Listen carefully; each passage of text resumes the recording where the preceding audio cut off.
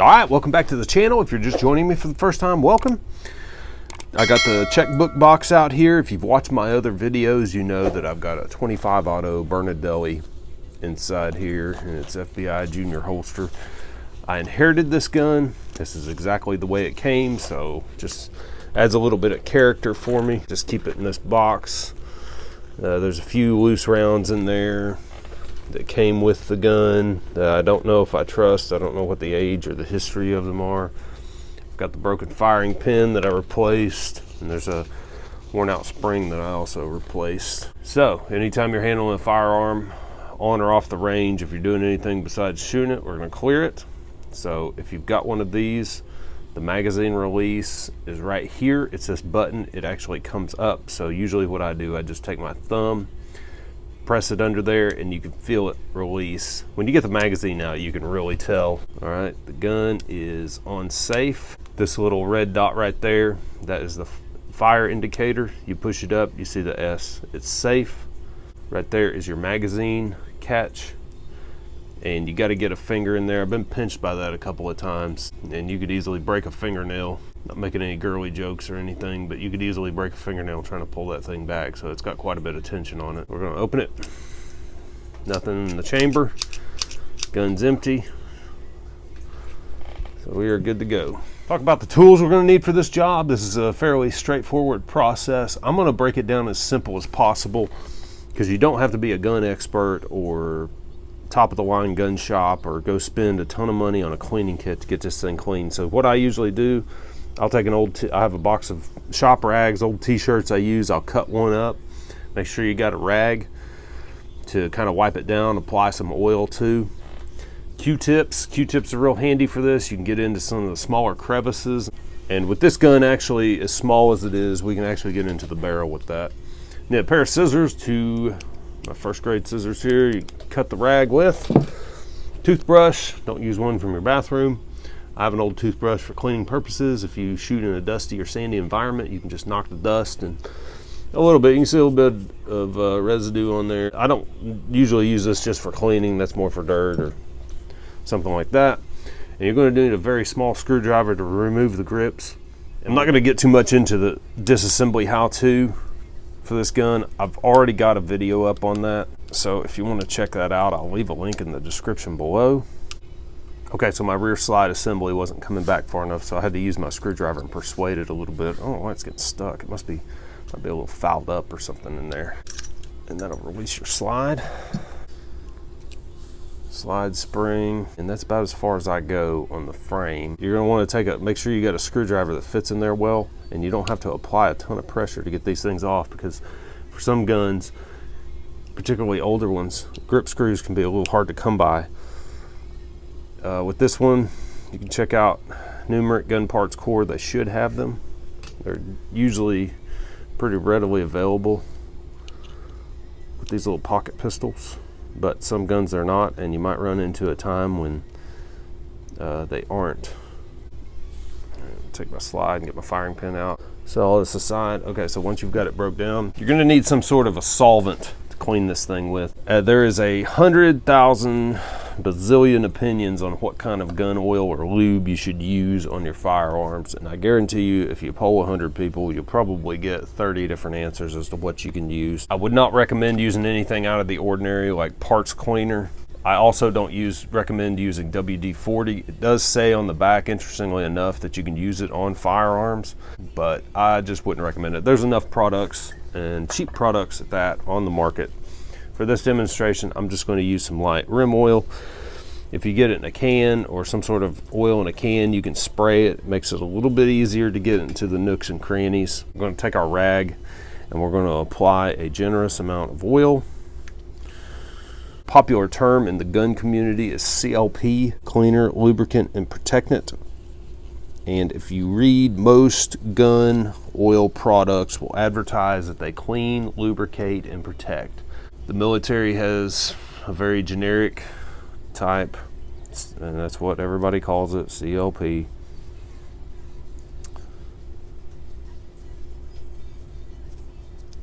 See a lot of wear on mine, a ton of wear. I don't think in this gun's earlier life, wherever it came from after it was shipped here from Italy. It has a ton of import marks on it. Wherever it came from, it probably wasn't lubed a whole lot before firing, I would imagine, or it's been used quite a bit. I myself haven't used it that much, but you want to take all your metal pieces one at a time and clean them out the best you can. The back end of the firing pin here, you've got a hole. It's going to be tough to get a rag in there, so this is where your Q-tips come in handy. And you could take it and clean inside there. This gun isn't going to be terribly dirty. I say that and I'm wiping the firing pin out and there's residue on the inside of it. And this is a new firing pin. You want to take each of your metal pieces, take your spring off when you're cleaning a recoil spring like this. I just take the rag and twist the spring through it. Like that.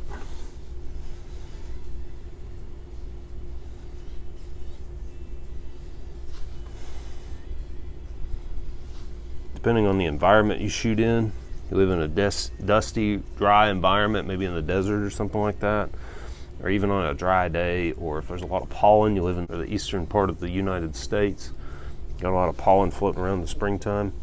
This might take you a while, on top of all the carbon and buildup that you have inside. It might take you a couple hours, it might take you 30 minutes. So this is one of the parts of shooting firearms, is you want to take care of them so that they can in turn live their best life. You can take your toothbrush and knock some of the general dirt and dust off the weapon. And these principles can be applied to just about any kind of gun, rifle, pistol. Generally the disassembly is what's going to be different.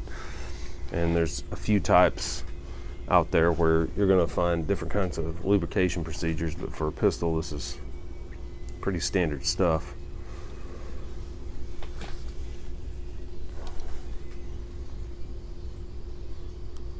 Magazines can be readily disassembled. I don't normally do that. I usually just take mine and wipe it down a little bit, give it a good once over, knock the grime off of it, make sure your follower's moving a little bit. If there is a lubrication procedure for magazines, particularly this one, I don't know what it is, and I haven't had any issues, so I'm going to keep doing what I'm doing.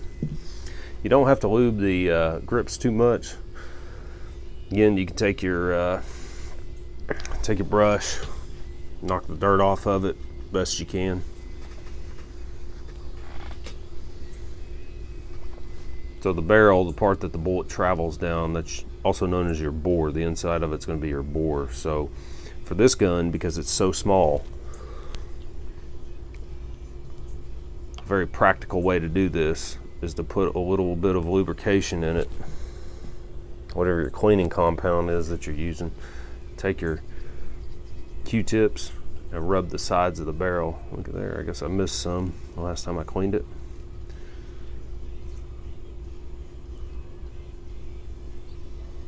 Just me personally, I'm not an expert on this. I do clean mine every time I shoot them, for the most part. Sometimes corrosive ammo isn't much of a concern anymore. When it was, you know, you better clean it as soon as you shoot it, because then it attracts moisture and causes the bore to get rusty, and on your feed ramp there a little bit, causes your bore to draw moisture. And I'm not a chemist, I don't know the exact procedure, but it's not good for it. So you don't want a rusty barrel. So you want to clean that the best you can. You know, more recent weapons with a chrome line barrel, it's not as big of an issue, but I can tell you right now that this gun does not have a chrome line barrel. So we're going to clean that the best we can. And moving on with your Q-tip, you can take it, run it in the different sections. That brown there actually is probably grease. Coming over where the recoil spring sits. And I do leave a little bit of lubrication on the gun while it's stored, just to keep any rust away. Take it, wipe down the whole frame, get the top of where the receiver sits, the sear, your rear slide assembly. Give all that a good cleaning there. Tip of the barrel. Again, I've only got a handful of Q-tips here, but this might take you. Also, depending on the ammo you shoot, some ammo is more dirty than others.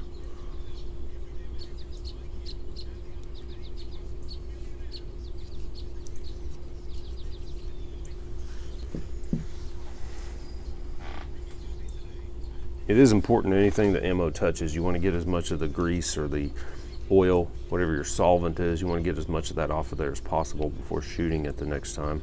Contrary to popular belief, the oil does not help the bullet slide down the barrel any faster. I guess that's not popular belief. I heard it in the movie one time.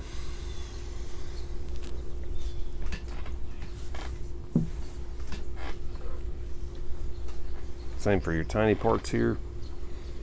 I always feel a little self-conscious blabbing on while I'm cleaning a gun in these videos. I know when you talk too much in gun videos, the analytics can show that people really don't respond to that too well, so I try to avoid doing that. But in this case, with this type of video, I am explaining as I clean, so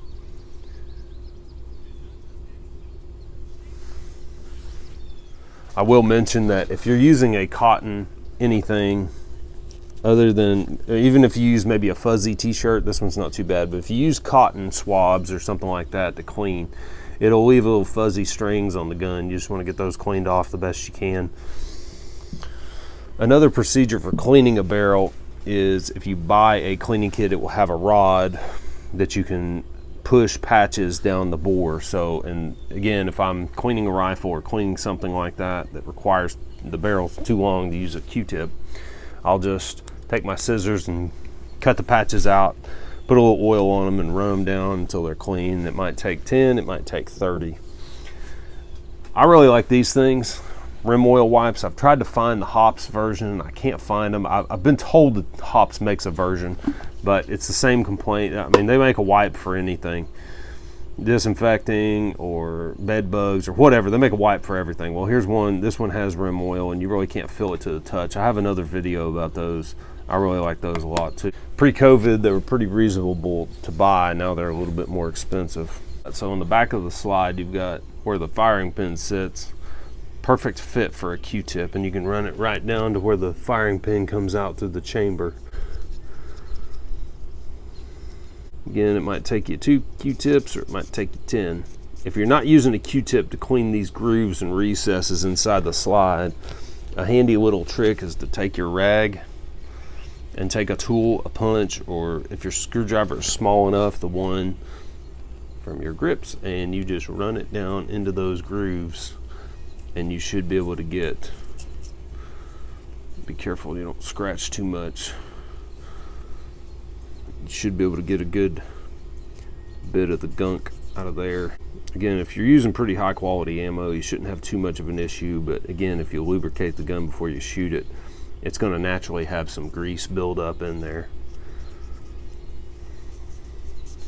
Somebody left a comment that these guns need a lot of lubrication to function properly. So what I'll do is I'll take some grease. I have 2 different types of grease that I use for my M1 Garand and my M1A.